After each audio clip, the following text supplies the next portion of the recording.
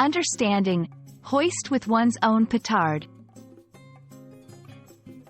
Hello, dear learners.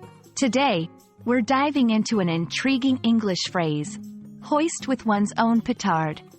If you're eager to expand your idiomatic horizons and grasp the essence of this expression, stay tuned as we unpack its meaning, origins, and how to use it in conversation.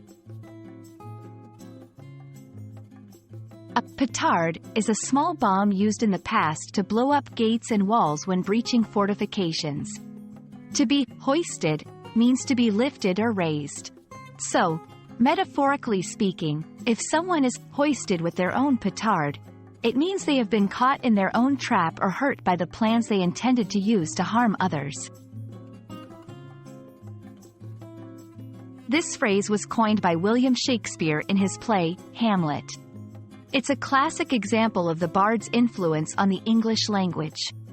Understanding its historical context enriches its usage and appreciation in modern times.